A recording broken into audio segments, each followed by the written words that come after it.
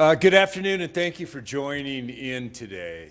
In addition to the Lieutenant Governor today, we're joined by the Bureau Chief of the Communicable Disease Control and Prevention Bureau, Jim Murphy, and the Bureau's lead epidemiologist, Stacey Anderson. Over this past week, we reported 136 new cases in Montana. There are currently 174 active cases. Over 10,000 tests were conducted for each of the past 2 weeks, the majority of which were at Sentinel facility and community testing events. There's no doubt that we've seen a spike in cases since Phase 2 began. While we still have the lowest number of cases per capita in the continental United States, and we again, for this week, just like it was last week, we've had the third lowest increase in new cases in the country, both in real terms and per capita. We do have to recognize that there are increased cases.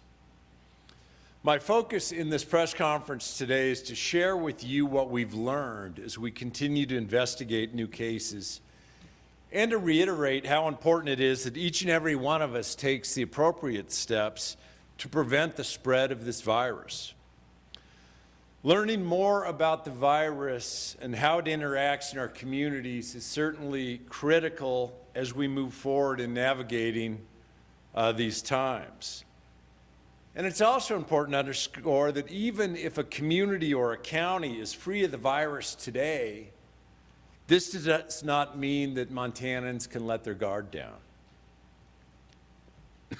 Shortly, Jim and Stacey will provide in greater detail the work of local public health and our state epidemiologists in contacting positives and tracing efforts to limit the spread.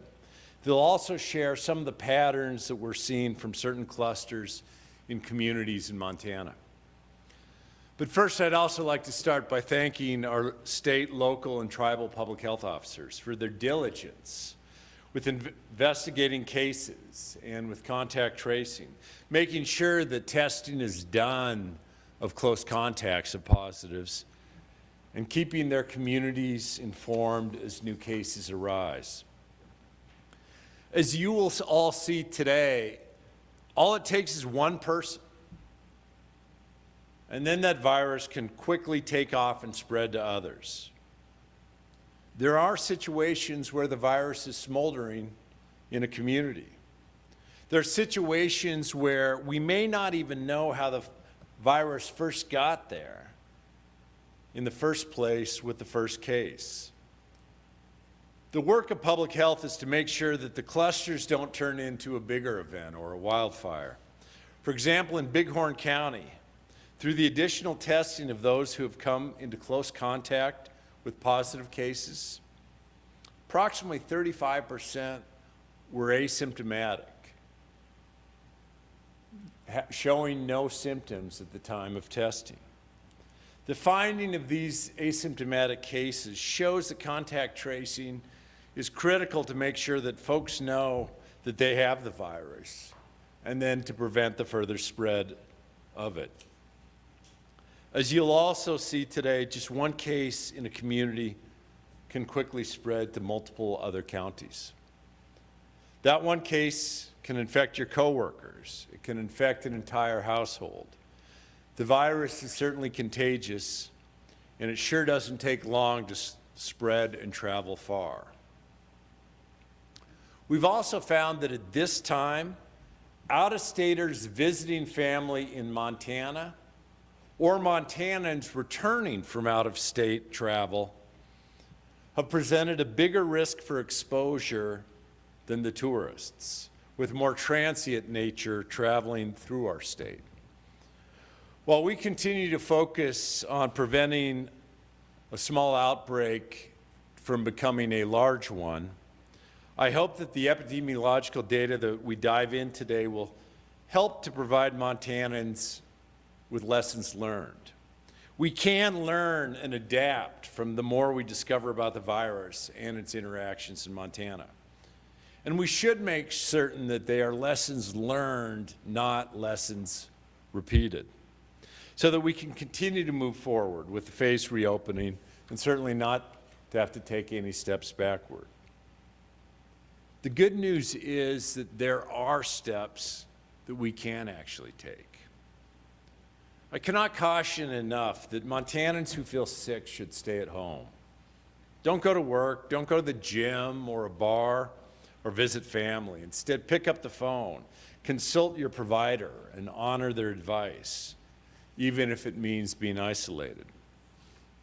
If a local health officer tells you to isolate or quarantine, do so. Because I can't stress enough that all it takes is one person to infect many others. And wearing a mask where social distancing is difficult to maintain is a preventative measure that can actually decrease risk of spreading the virus.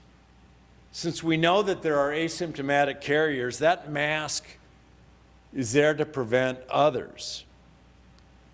Following the CDC guidelines, the close contacts to a positive that we test are those who have been within 6 feet for 15 minutes or more to that positive.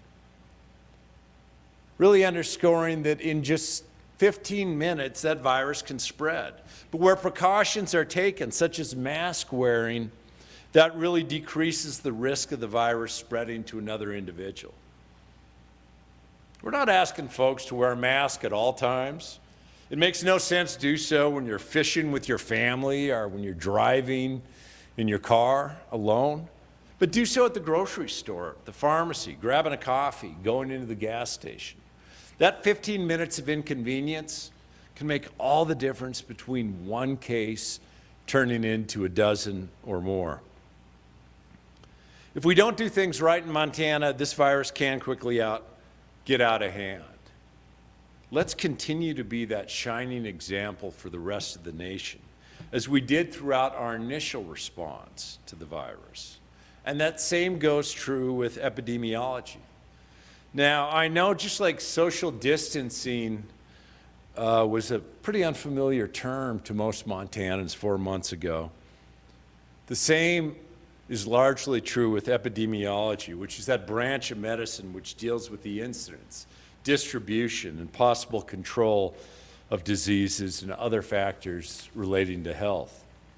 As you'll hear from Jim and Stacey, our epidemiologists and local public health staff are astute disease detectives. And the work of the state's epidemiologists and the local public health staff is a major factor in how we've been able to manage COVID-19. Yet it's important to note that these dedicated public servants have been doing this work for years as experts in the field, not just over the past few months.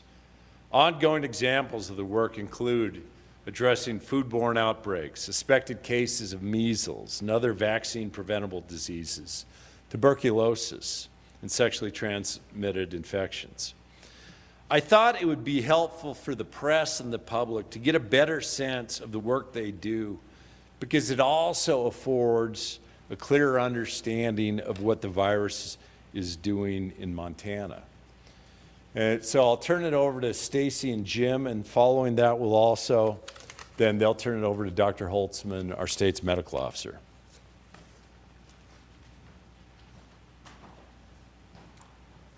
I'd like to thank the governor for giving us the opportunity to share a lot of the great work that's going on at the state and local level.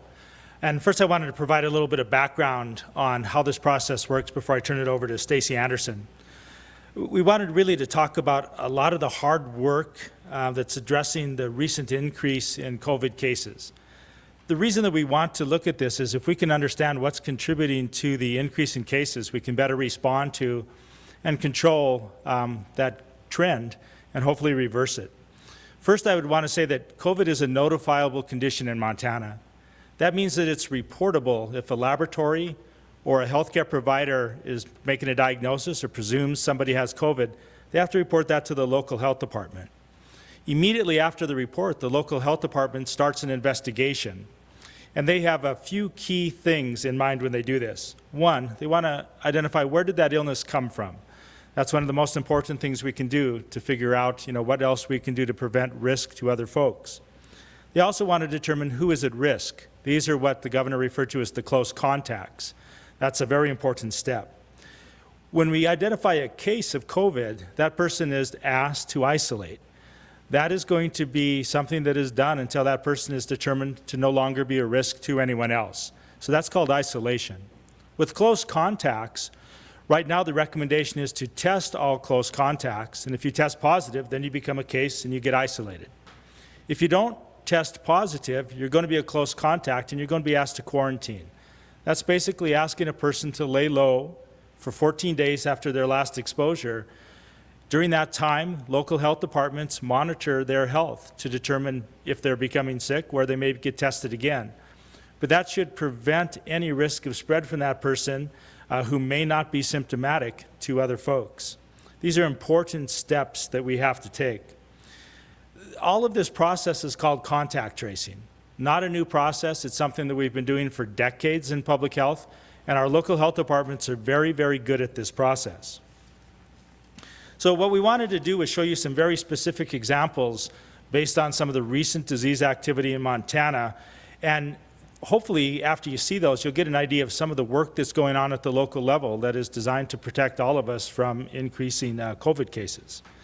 The goal of all of this work at the local level is really to understand what's contributing to the increase in cases and what can we do to turn that around.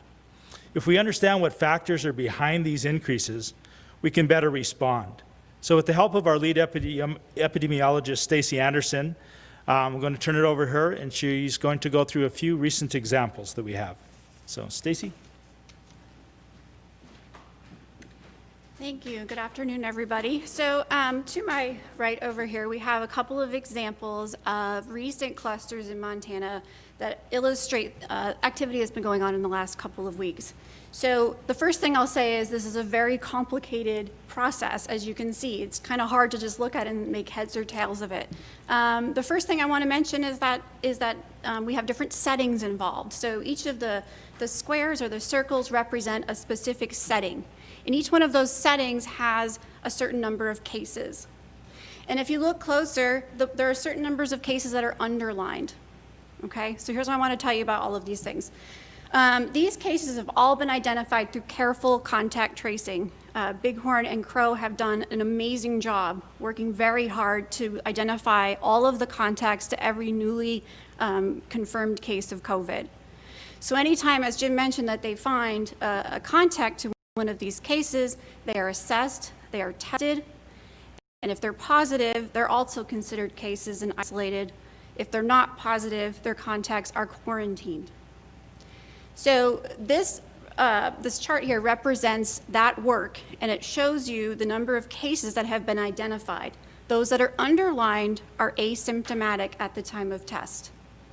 So this kind of underscores why it's really important to test these contacts that we're finding, because these individuals may be inadvertently spreading COVID in their community because they don't know it. They're not sick. They're not showing active symptoms. And so this allows us to identify them sooner before they become symptomatic, or maybe they never become symptomatic at all, and get them isolated so that we can reduce the spread of disease in that area. The other thing I wanted to mention about this one is that the circles show specific settings. So this particular cluster of cases did end up kind of being connected into another county, that's represented by the blue color. So some of these cases had additional contacts who became cases in Yellowstone County. Some of that was through necessary events like medical appointments. And some of those medical appointments were conducted by having folks travel in a group together to these appointments. So this is one of the areas that we discovered is where we could maybe prevent things from happening in future clusters, right? So if you have people traveling in a group together in a vehicle, maybe we'd recommend wearing masks to reduce the risk of infection while you're all together in that small space for a period of time. So some of our cases did get transmitted to other areas because of, in part, of that necessary trips that had to be made. I think think that's about all we want to say about that one. So the next one, please. So this cluster represents one of the more recent ones we've been working on in Custer County. The nurses there at Custer County Public Health have been doing an amazing job as well, and have identified 4 distinct clusters within their county. Now at this time, we can't necessarily tie these 4 clusters together, but that doesn't mean that they are. We're still working on actively finding contacts to these cases. And each time we find a contact, maybe we make another line to connect a dot to another one, right? And next week, if you looked at this cluster, it might be a little bit different. But this is where it sits right now. And I think the interesting thing that we wanted to point out about this cluster is that how quickly it's involved other nearby counties. So, one case is introduced into the county, and due to, many different reasons, travel, gatherings, et cetera, you see other cases be sort of transmitted to residents who live in other counties. So if you liken it to like a wildfire, right, you have a spark that's going into another county and setting off another potential cluster of cases. And so that's been one of the interesting things about this one. It's affected 4 other counties in addition to Custer. And and then I think gatherings was something else that we wanted to mention with this cluster, that this is where we have these recommendations in place for if you're going to gather in a group of less than 50 people, you want to make sure that you're appropriately social distancing, and when you can't, you're doing things like wearing a mask or not going at all if you're sick. And yeah, that's about it for that one. And I'll hand it over to Jim for the next one.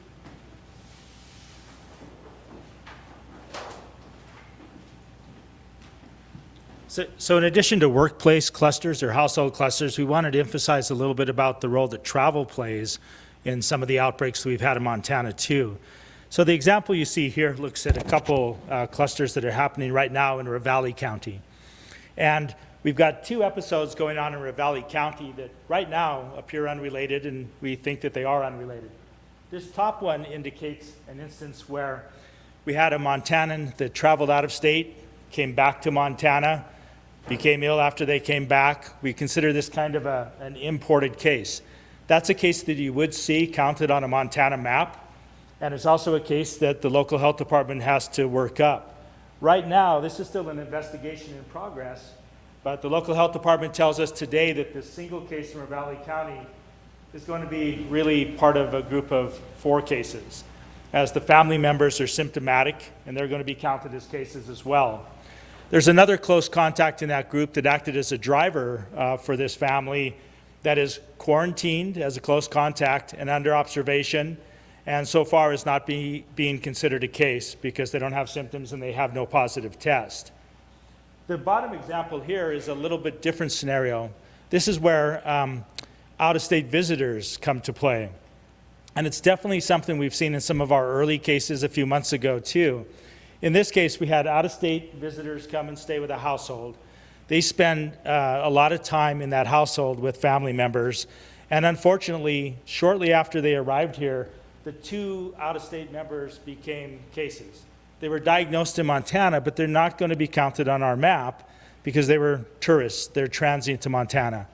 They'll be counted back in the state of their usual residence. So they won't show up on our map, but we'll start footnoting these things so that people understand the role that tourism and out-of-state cases play in our outbreaks.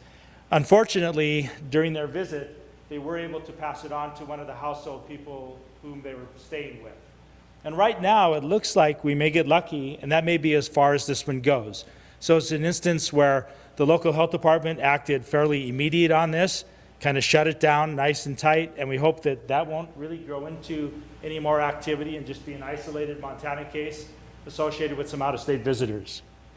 The other kind of episode that we've been seeing more commonly is workplace clusters. And the one here on this side of the chart is looking at a Missoula healthcare worker cluster, where we had one case that appears to have infected 4 other healthcare workers in that setting. It shows how contagious this virus is, and how even in a workplace setting, not social distancing or not using PPE all the time can lead to a pretty quick outbreak.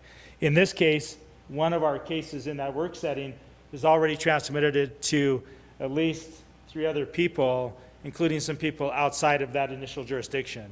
So not only did it spread in Missoula in this instance, but we have a couple cases in Lewis and Clark associated with that. So far, 8 cases associated kind of in this event. And it's not over yet as we're watching some close contacts. So, you know, workplaces play a really major role, especially as people go back as we reopen Montana. And I think we have to really stress the cautions, you know, that we had going on earlier, that those things are important to keep considering.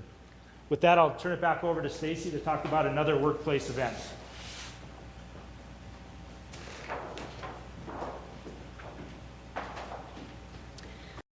All right, so this workplace cluster is interesting because, again, it involves a workplace, but also it involves some transport vehicles.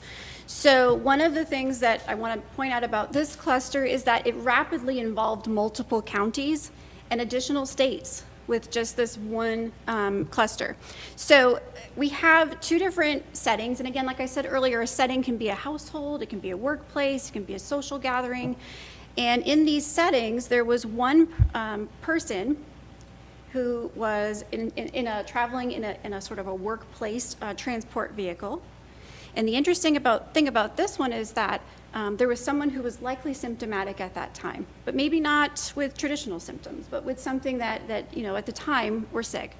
The entire van of 7 people ended up being positive for COVID. This really stresses the fact that when we talk about being in places where you can't social distance, it'd be a great idea to wear a mask to protect yourself, lower your risk.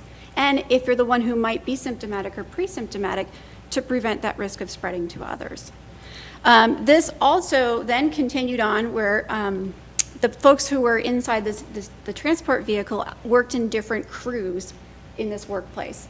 And so one of those individuals is working with one crew, but then we ended up finding that there was another positive individual in a second separate crew, which we can't necessarily link back to the van or the first crew. So clearly there's some other links that we're missing still, and we're working very closely. Our state EPIs work very closely with the county health departments to investigate these and try to find where these missing links are. But this one, again, rapidly expanded to having multiple cases from multiple counties in Montana, and each person had multiple contacts that were identified who are now in quarantine. Some of them have tested negative so far, so they remain in quarantine and are watching for symptoms. But some of those individuals are in different states as well, so we've had to coordinate with our state partners to make sure that they're aware that there are people in their states who are currently quarantining due to their exposures. So again, underscoring the importance of seeing what you can do to keep your workplace safe and travel safe.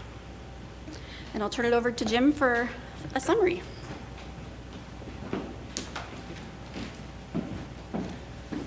So as you can see by these examples, that there are a few lessons that can be drawn from these. So the first that you've heard, and we'll keep repeating, is please, if you're ill, stay home. Consult with your provider. Your provider will advise whether testing is necessary or if your condition may be unrelated to COVID. The second thing is, if you're not ill, please social distance to the extent that you can. If you can't social distance, then a mask is something that would be recommended. And again, that distance we're worried about is about 6 feet. You know, if you're within 6 feet of people that you're not routinely residing with, like your household members, a mask is strongly recommended by our health department as well as the Center for Disease Control. We also stress be careful while traveling. A lot of our cases are associated with people returning to Montana after travel. Also be cautious with visitors from other states. Other states have much higher incidence rates of cases than Montana, so we look at that as that's a little risky if you're having visitors. Be cautious, obey social distancing, masking in those settings, and we can avoid some of these infections from occurring. The last one I'd mention is follow the advice and the instructions of your health provider and your local health departments. If you're asked to quarantine or isolate, there's a good reason for that ask. If they're recommending guidelines like social distancing or keeping your restaurant or your business place operating at a certain percentage of capacity, these things are all done for a reason. We're hoping that if we still follow these simple things that I've listed above, that we can kind of reverse this trend and get kind of back to where we were just a few weeks ago. So I'll turn it over to Dr. Holzman next, who will kind of bring this part to a close.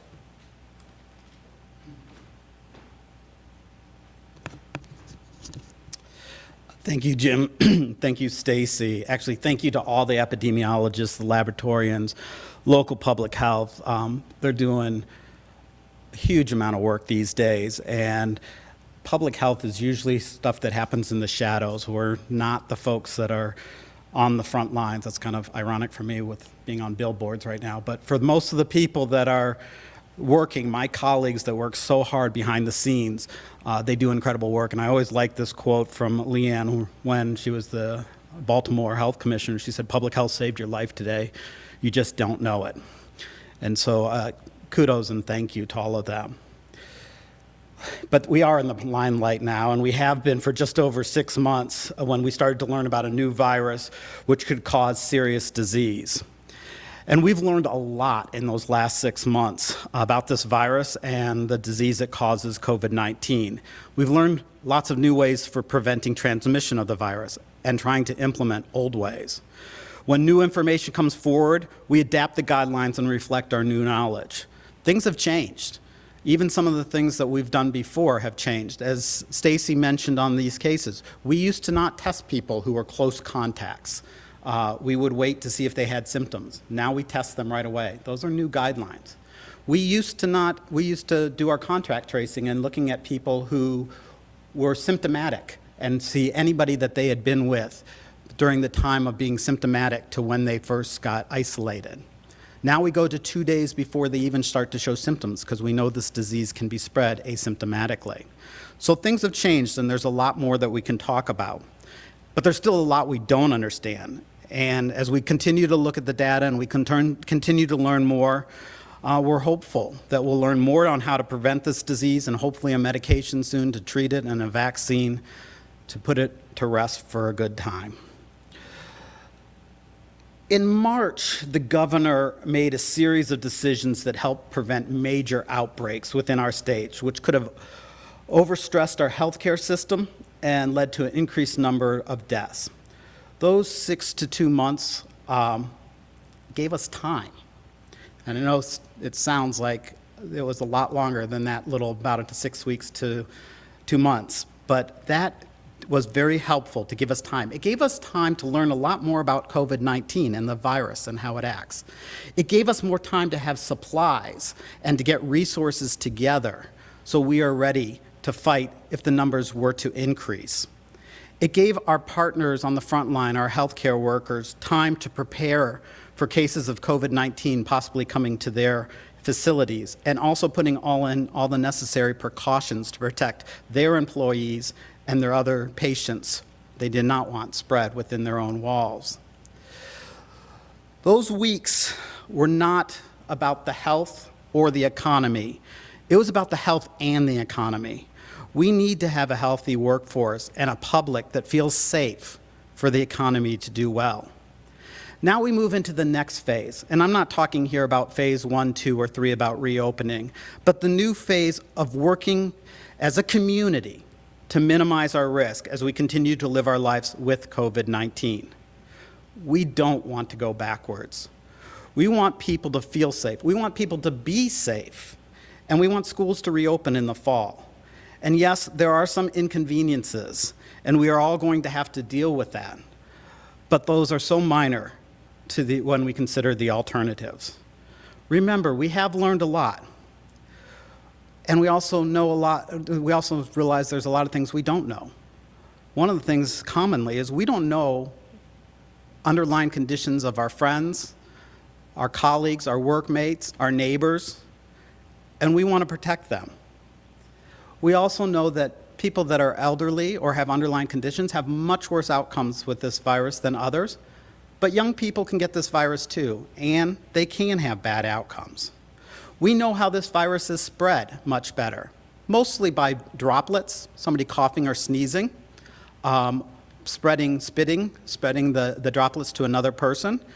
But there's concerns about fomites, as we've talked about, where somebody might cough on their hand and then touch a doorknob, and then somebody right afterwards touches the doorknob and then touches their eyes and nose or mouth. There's issues about aerosolization. Could the virus stay in the air for a little bit of time? Maybe. But we also know that the virus needs a warm body, and it can't live very long outside of that body. So if we can stop the transmission of the virus, we stop the disease in our communities. And we have the options to do that. We have the control. A lot of things we've talked about before, and Stacey and Jim reiterated it as they went through this. So I won't spend too much time on it, but the social distancing and limiting touching of the high surface areas, but also things, washing your hands, but also things that I think that we have room for still improvement. I think it's amazing to see what some of the businesses are doing to make the healthy choice kind of the easy choice. The plexiglasses that are going up between people. So we don't even have to think about it. It just becomes second nature. The mask, and some of you may have seen, I was wearing the mask. Didn't really need to because I was 6 feet away, but one of the reasons I'm wearing the mask is I'm just trying to get used to it, to become a second nature to me just to have it on. And that's really important. I think we'll start to see some different changes once we start all doing that. I know it's really difficult for me whenever I meet a new person. I want to put out my hand to shake their hand. It's a U.S. custom. It's the way we do things. And I have to constantly relearn that and redo things. So I'm going to relearn about how to wear a mask and to be more about that. And the last thing I would say is we also need to limit our contacts. Think about that. Develop pods of people that you might hang around with and be closer to, as Jim talked about within his family unit. You may even find a few friends that you start to do things as we increase this.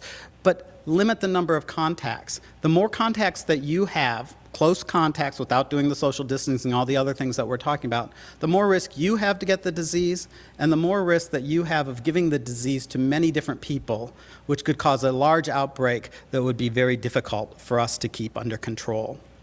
So businesses, schools, government facilities, we need to implement strong mitigation plans and make sure that individuals are following those plans.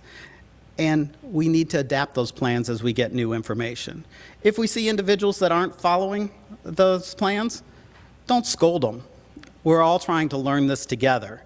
But just to remind folks that we're all in together. I guess that's my bottom line. COVID is here, and it doesn't look like it's going to go away anytime soon. We need to learn how to minimize our risk as we continue to live our lives. We cannot do this alone. I cannot stress that enough. We cannot do this alone. We might disagree on everything else, but we are all in this together. We need to work together. You may be a Griz, you may be a Bobcat, but right now you just got to be a Montanan. And if we do all work together, we can keep Montana healthy, mentally, physically, and economically. Thank you.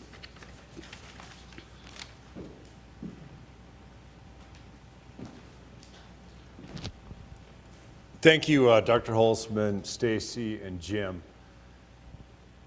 I hope this has been helpful in a number of respects. I, like so many Montanans, when you see a number of new cases come up, it certainly can give the pit in the stomach of what's going to happen here.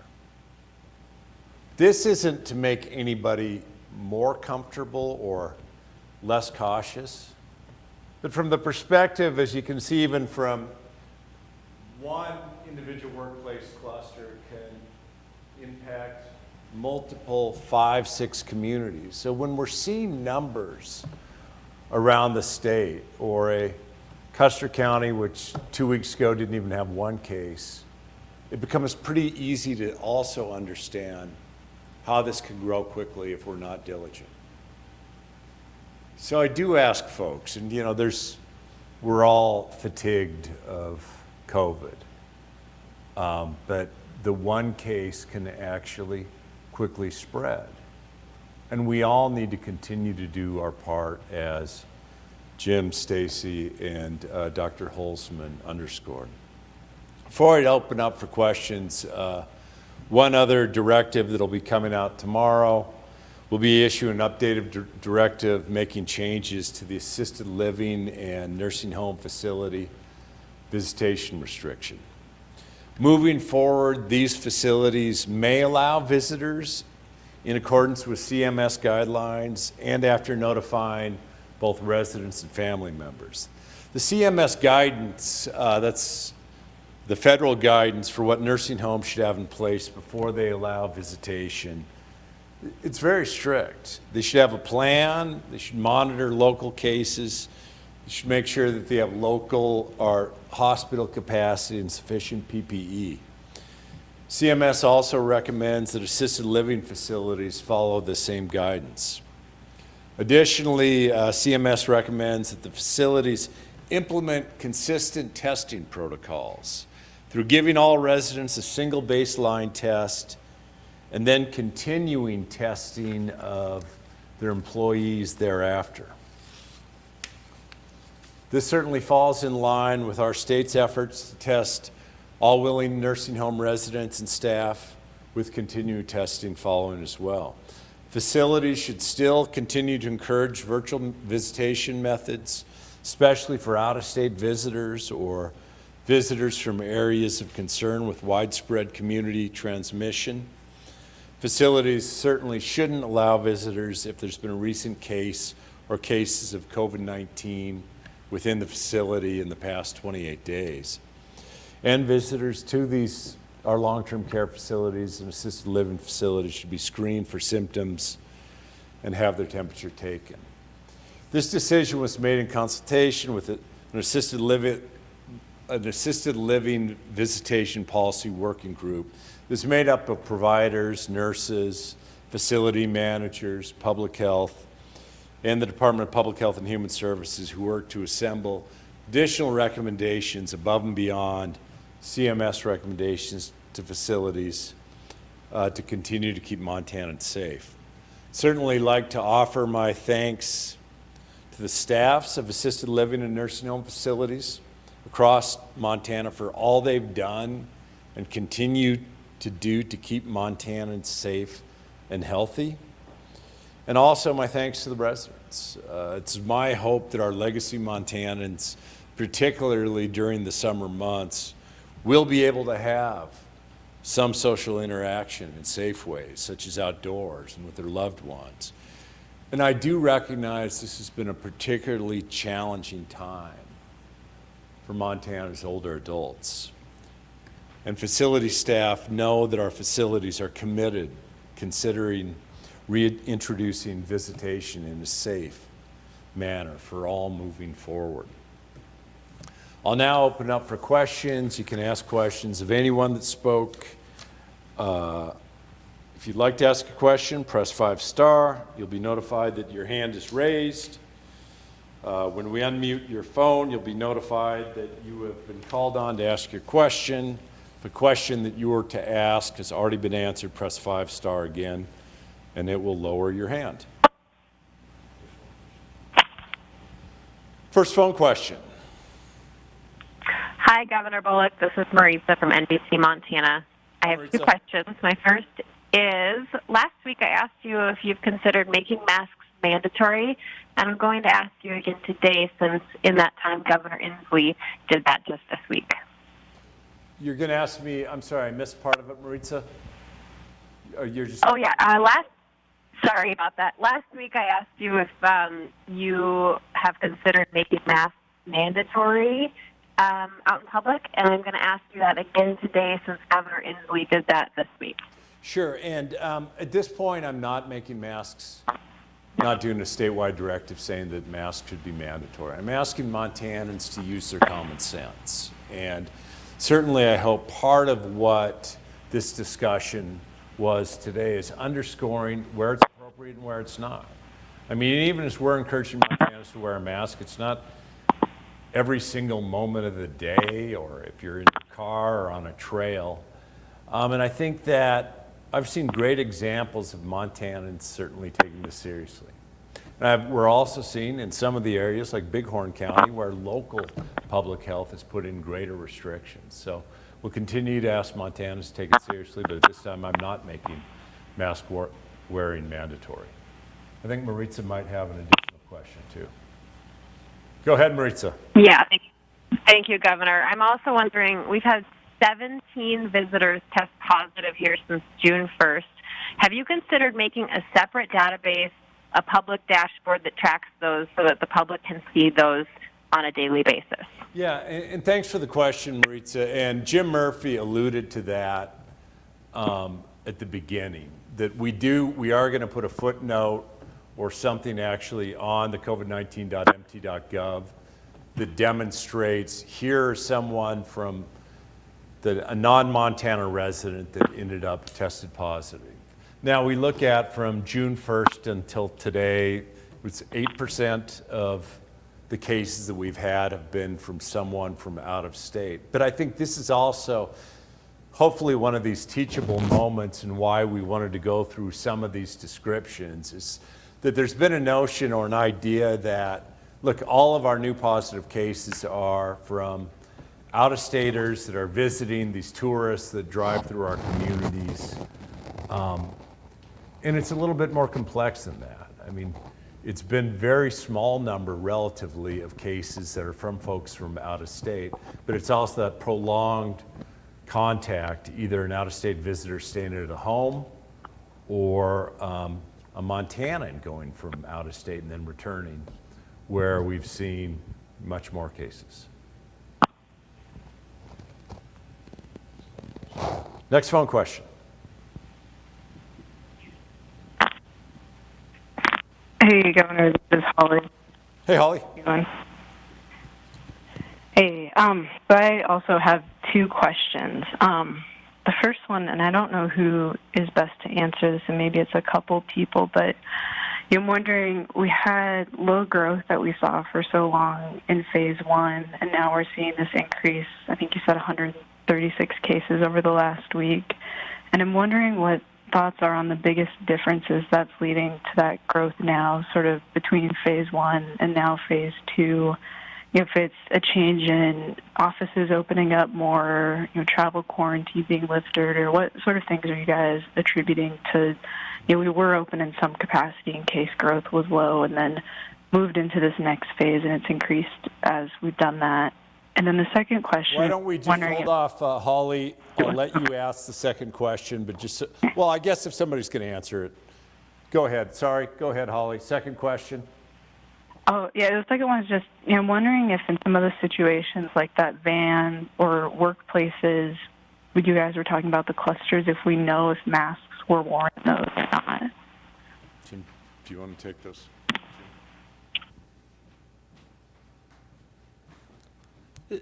So with respect to the first question, I mean, that's one of the main things that the local health departments and our state epidemiologists do is try to look at what's going on and try to figure out what's driving this increase in cases. And there's usually not one simple answer to that. And I think what we really see right now is it's a number of factors. One, I think that we do know that contact out there has increased as we reopened Montana. So it's definitely playing a factor in this. And that was something that was anticipated all along. As we kind of relaxed some of those restrictions, we knew that people were going to mix a little bit more. The second thing that I think is playing a factor in that is there's much wider availability of testing right now.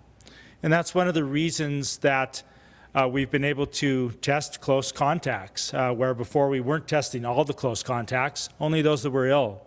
But testing is much more broadly available right now. We have mass testing events going on.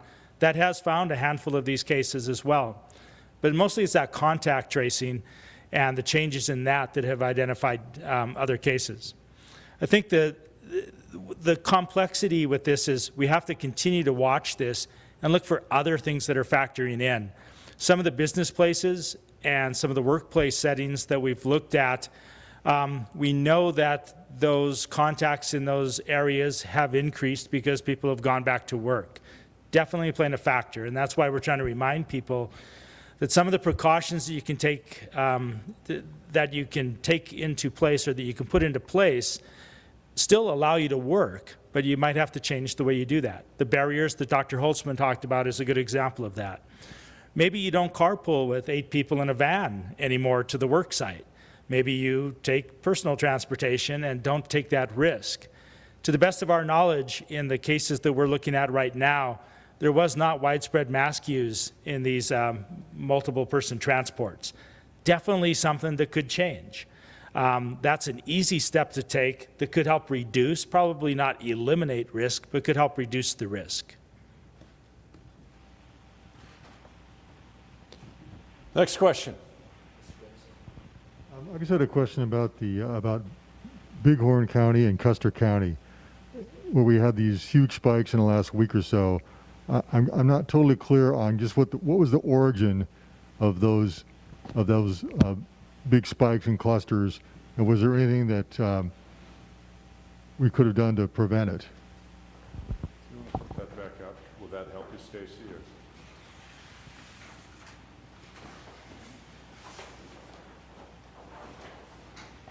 Yeah, so as I said earlier, we're continually looking at contacts and figuring out where they were in the, like Dr. Holzman said, in the 2 days before they had an onset of symptoms, to see if we can kind of connect events together. And in this case, I don't think we have a specific origin, but we think that it likely was sort of just kind of simmering there in that community, but really didn't get noticeable until we started doing these recommendations that changed by the CDC to do extra contact tracing, whether you were symptomatic or not. Testing of contacts, whether they are symptomatic or not. So we were looking even harder. And I think the more you look, the more you're going to find it if it is there in the community. So I think that sort of contributes to why we had such an uptick, because of the really good work that the local public health departments were doing in this particular cluster. So there wasn't like any sort of event, people coming in who hadn't been there, nothing like that?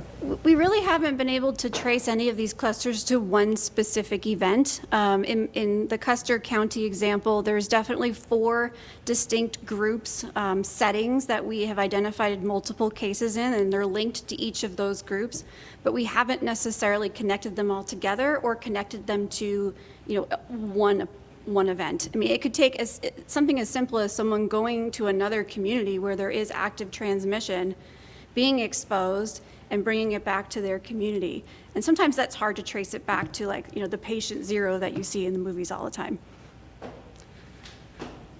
Yeah. And I think I'd only underscore Mike in part, and I think this is an excellent example of what they've done here, is that when you talk about, well, while we may not know the patient zero, we know just out of a small handful of different events where all the cases ended up coming from by the end of it. And it underscores, well, not just the importance of contact tracing, but the importance of, it doesn't take a lot of group settings to end up with a cluster of 25 or 30 cases. Lewis with Montana right now. Numbers being reported to the state, there's a discrepancy from what the counties are reporting to what is being shown up on the state's website. In fact, one boy from Bighorn County was counted 4 times just this morning. Out of Cascade County, it was reported a positive case, a male was in his 50s. Cascade County is reporting it's a male in his 20s. How confident are you that these numbers are accurate? Jim?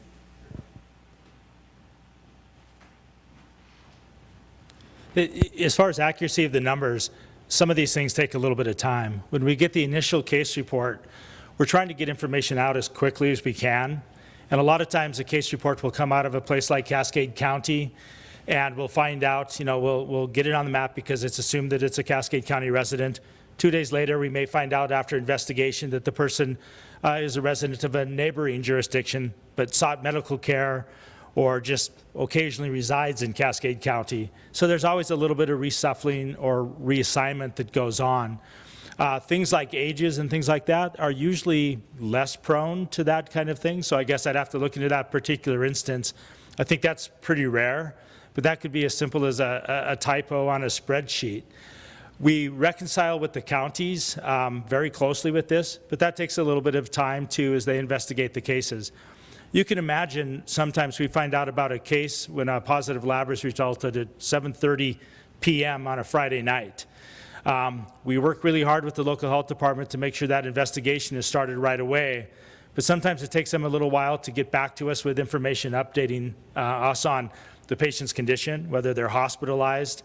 We have a lot of cases that are kind of under investigation and then end up kind of put in the right box. I think when you look at the almost 800 cases that are reported, those things are bound to happen, but they do get corrected as we go, and I trust the accuracy of that data, especially given a little bit of time, which is usually like a day after the dust settles and a county or a tribal health department can get back to us. It's accurate data.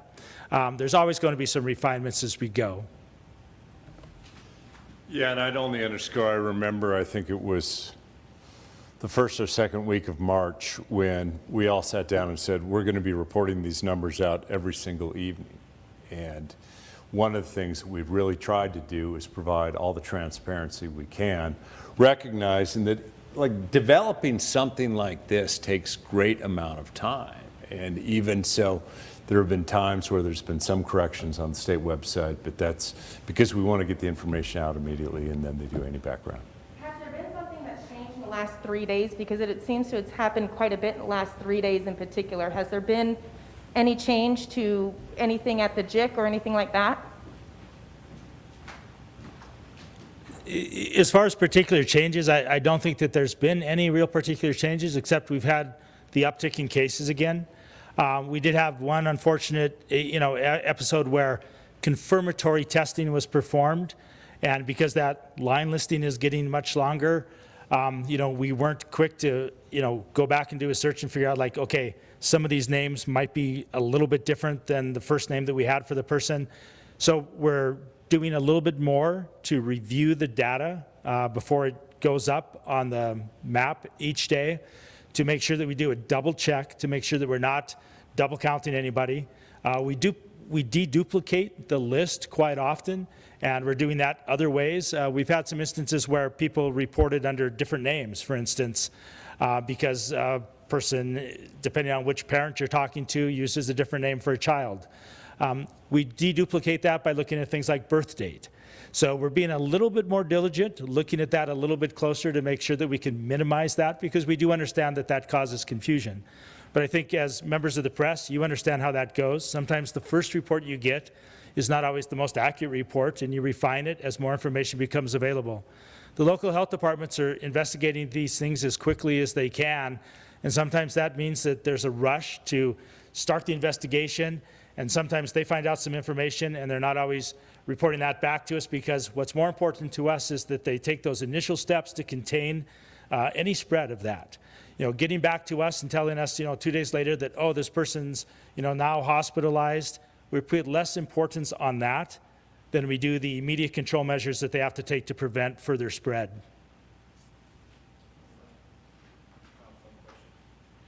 Final phone question?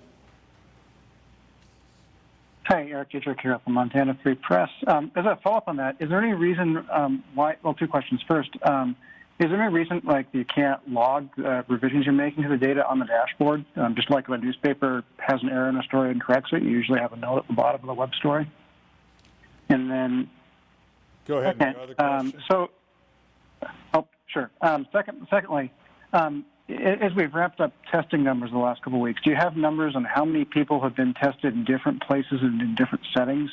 For example, drive-through testing in Lewis and Clark versus contact tracing in Bighorn? Since it sounds like some of the higher case counts we're seeing in particular places are because there's been more thorough testing there, perhaps.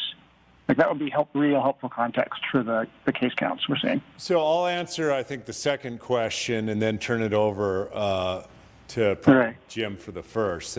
Look, it's not the greater like if we look at Bighorn County, that I think through all of our drive-up testing or drive-through testing, I think it was 3, wasn't it?